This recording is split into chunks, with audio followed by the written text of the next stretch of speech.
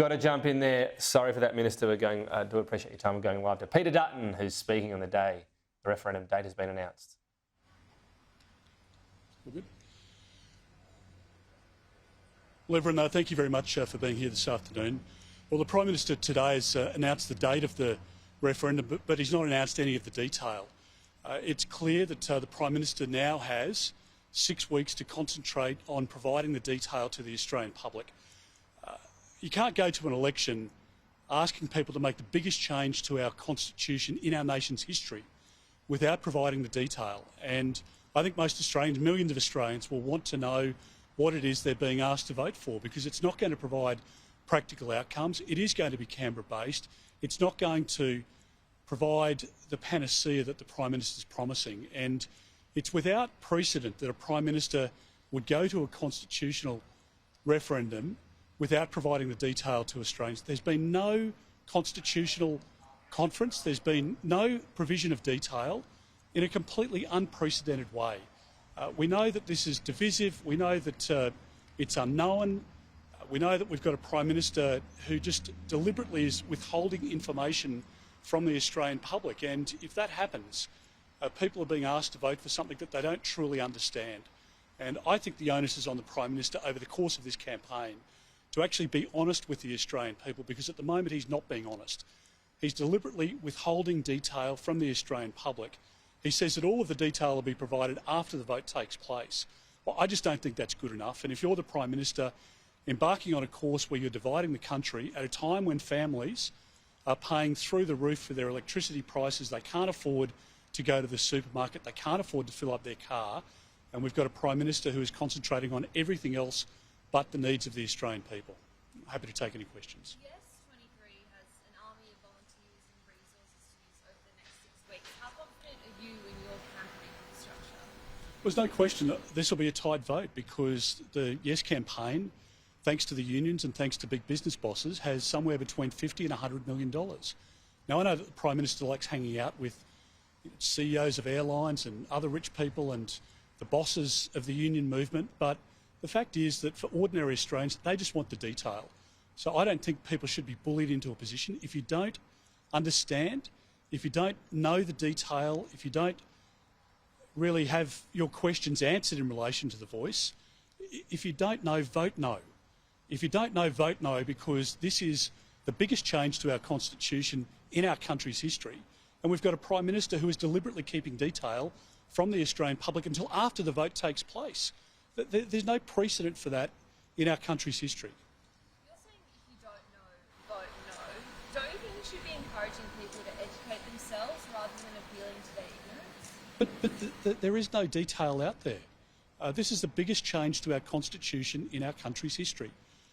It is broad sweeping by design. As the advocates have pointed out, it would be a very game government to not take the advice from the voice. It covers every area of government policy, and the Prime Minister is deliberately keeping the design and the detail from the Australian public until after the vote. And I don't believe that the Australian public can trust Anthony Albanese when it comes to this voice debate. It is unknown, it's divisive, it's permanent, and I believe very strongly that if you don't understand the detail, because the Prime Minister is deliberately keeping it from you, then vote no. Moderating in certain Look, I'm really worried that families at the moment are paying almost 16% more for their electricity than they were 12 months ago. They're the figures that are out today.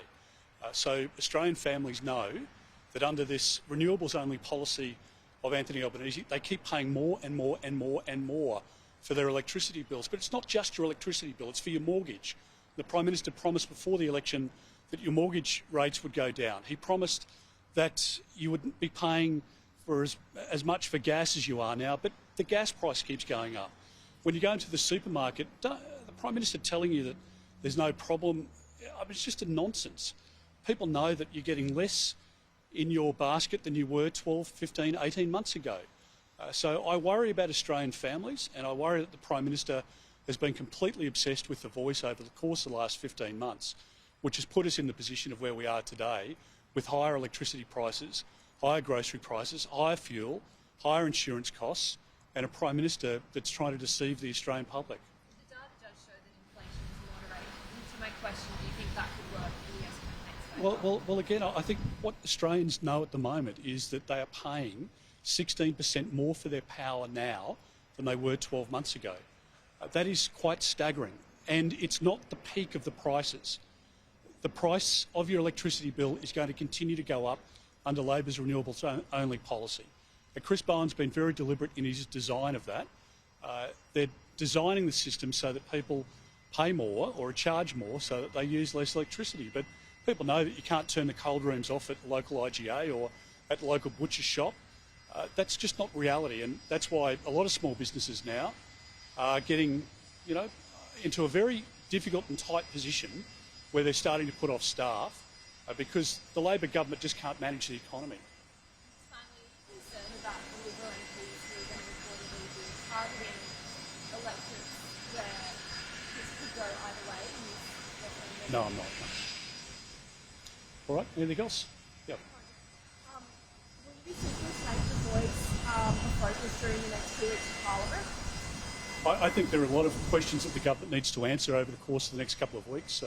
When it comes to the Qatar deal, this sweetheart deal that's been done between Anthony Albanese and Alan Joyce, the government's had 7 different positions in 7 days on the Qantas Qatar deal. I want to see Australians paying less for their airfares because at the moment Anthony Albanese signed up to a sweetheart deal in secret that we don't know any detail of, and it means that Australians are going to be paying more and more for their airfares. It's inflationary. It's unfair to a lot of Australians who might have worked hard, now in retirement. They want to go to see family in Europe or the United States or elsewhere. And under Mr Albanese's sweetheart deal with Qantas, they're going to be paying thousands more for their airfares. I want more capacity in the system. I want more inbound tourism because those tourists will be spending money here in the local economy. So I think there'll be a lot of questions for the government on that and many issues over the course of the next couple of weeks. But it's obvious that the wheels are falling off the Albanese government, and Australians want a government that is just honest with them. A Prime Minister who is just straight up and down. This Prime Minister is not. He's being tricky. He's withholding the detail on the voice, and I fear very much that Australians will continue to pay more and more, and the cost of living pressures will just go higher and higher under the Albanese government.